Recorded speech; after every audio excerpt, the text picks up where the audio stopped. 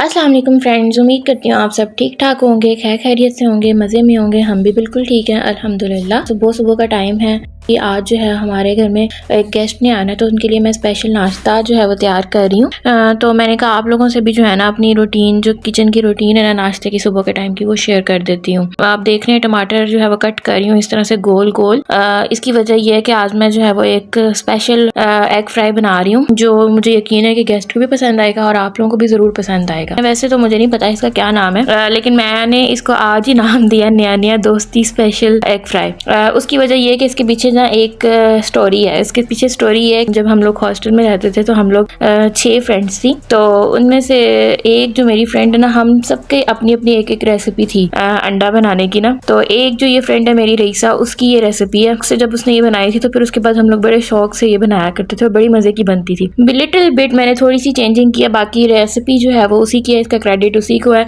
अच्छा, इसके अंदर टिप नंबर 1 ये है कि आपने फ्राइंग पैन में डायरेक्ट ऑयल नहीं डालना, पहले टमाटर डालने हैं। जिस तरह से मैंने उनकी लेयरिंग बना ली है ना एक, उस तरह से आपने लेयरिंग बना लेनी है और उसके बाद आपने ऑयल ऐड करना है और उसको हल्की आग पे रख देना है, क्योंकि जब ऑयल गर्म होगा तो उसकी छींटें जो है वो आप लोगों के ऊपर आएंगी। और इसी तरह से जब आप ऑयल पहले डाल देंगे, टमाटर बाद में डालेंगे, क्योंकि टमाटरों के अंदर पानी होता है, तो उसकी छींटें जो है ना ऊपर पड़ेंगी और उसका वो इतना मजा भी नहीं आएगा। टमाटर रखे हैं उसके ऊपर चूल्हे पे कि जब तक वो नरम हो जाएंगे जिस तरह से मैं चाहती हूँ, तो उतनी देर मैं जो है ना फ्रूट चाट साथ में बना लेती हूँ। क्योंकि फल वैसे तो मुश्किल से कोई पकड़ता है, तो इस तरह फ्रूट चाट की फॉर्म में बना होगा तो इजीली जो है ना सब खा लेते हैं।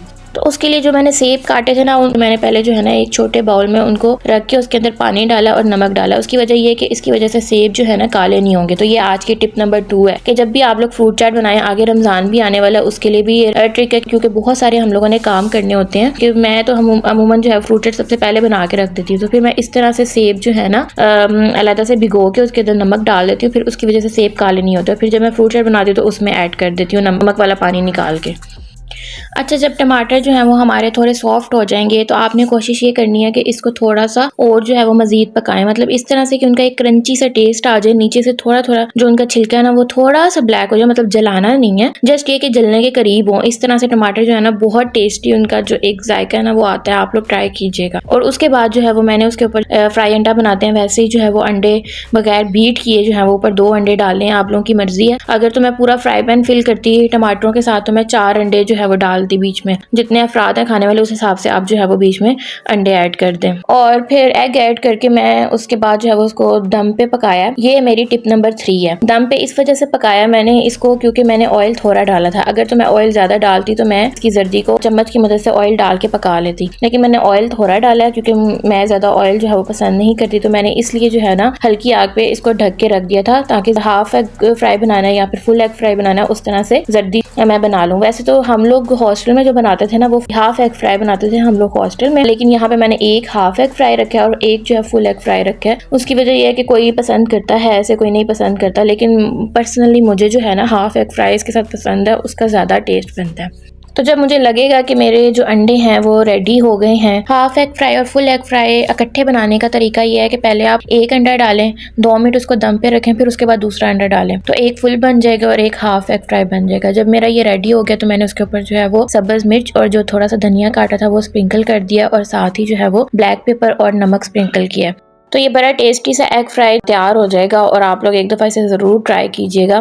हम लोग जब हॉस्टल में बनाते थे ना तो हम लोग इसे तवा अंडे का नाम देते थे, क्योंकि हम लोग इसे ज़्यादातर तवे पे बनाते थे। बहुत सारे जो टमाटर है ना काट के बिछा के, क्योंकि हम लोग 6 लोग थे तो 6 अंडे, और इस तरह से भी बड़ा मज़े का बनता था। लेकिन जाहिर है इस तरह से सर्व करना किसी को मुश्किल हो जाता है। तो टिप नंबर 4 ये है कि ढक्कन मैंने इसलिए भी ऊपर दिया था कि इसकी वजह से ये होता है कि एक तो आपके अंडे भी बन जाते हैं, उनकी जर्दी भी पक जाती है, दूसरा ये कि आपकी जो नीचे वाली टमाटरों की लेयर है ना वो भी सेपरेट हो जाती है इजीली। तो फिर आप इजीली जो है ना इसको प्लेट में निकाल के सर्व कर सकते हैं। तो साथ ही मैंने जो है वो फिर फ्रूट चाट भी अपनी कंप्लीट कर ली थी।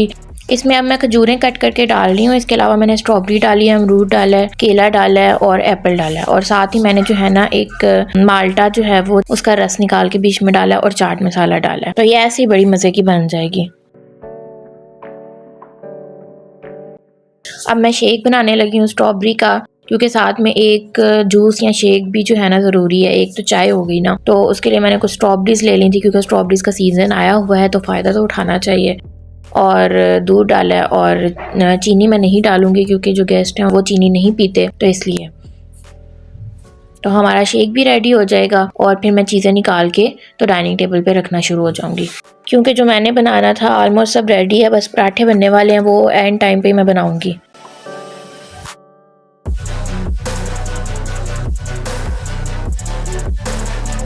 और अब जो है ना मेरे हस्बैंड लेकर आए थे पाए और हलवा पूरी, क्योंकि उनके स्पेशल गेस्ट थे, तो इस वजह से जो है ना उन्होंने कहा कि कोई कसर नहीं रहनी चाहिए, और एक तरह से हमारा नाश्ते का प्लेटर भी रेडी हो जाएगा। और ये इन्होंने मुझे रात को ना 12 बजे बताया, नहीं तो मैं खुद सब कुछ ही घर में तैयार कर लेती, बहुत सी चीज़ें घर में मौजूद नहीं थी, तो इसकी वजह से मैं नहीं बना पाई, नहीं तो मैं इससे भी पहले घंटा ज़ाहिर है पहले उठना पड़ जाता, तो वो मैं तैयार कर लेती। तो उस टाइम शॉप्स भी यहाँ पे सरगोदा में बंद होती हैं, तो इसलिए चीज़ें भी नहीं मिली, तो फिर वो हलवा पूरी और जो पाए हैं वो बाहर से ही ले आए, और साथ में ये सैंडविच भी ले आए थे।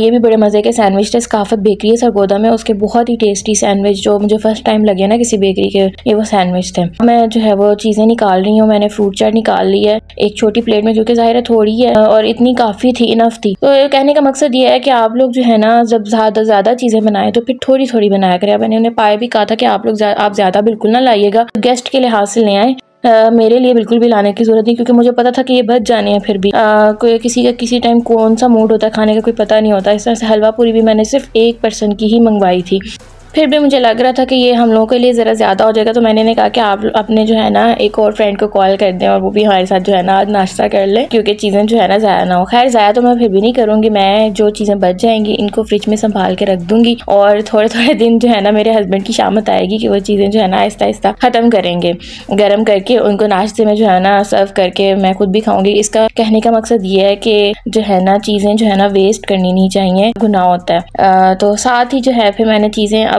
टेबल पे आहिस्ता आहिस्ता रखना शुरू कर दी हैं गर्म करके, हमारे गेस्ट भी आने वाले हैं, तो इस वजह से मैंने कहा कि जब वो आएंगे ना, करीब होंगे आने के, तो मैं फिर जो है ना पराठे फटाफट बना लूँगी, क्योंकि ज़ाहिर है गरम गरम ही अच्छे लगते हैं, ठंडे तो अच्छे लगते नहीं हैं। तो मेरे हस्बैंड उनको लेने गए थे, उनको घर का नहीं पता था, तो मैंने उतनी देर में पराठे बना लिए, वो भी मैंने ज़्यादा नहीं बनाए क्योंकि नान भी थे, पूरी भी थी, तो फिर इस वजह से मैंने जो है ना सिर्फ 3 ही पराठे बनाए थे। और साथ ही मैंने जो है वो चाय रख दी थी हल्की आग पे के बाद में जो है ना ईजिली, और इसकी वजह ये भी थी कि हमारी गैस जाने वाली है, 9 बज चुके हैं, और इसके बाद जब गैस चली जाती है फिर आती नहीं, फिर मैंने कहा सारी चीज़ें जो है ना इसके ऊपर तैयार हो जाए। अंडे भी मैंने 2 बॉयल किए थे, अब वो भी मैं कट करके साथ में रख दूँगी, तो हमारा अच्छा सा नाश्ते का जो बुफे है ना वो रेडी हो जाएगा, जिसे ब्रंच कहते हैं। तो ब्रंच हमारा जो है ना अच्छा सा रेडी हो गया।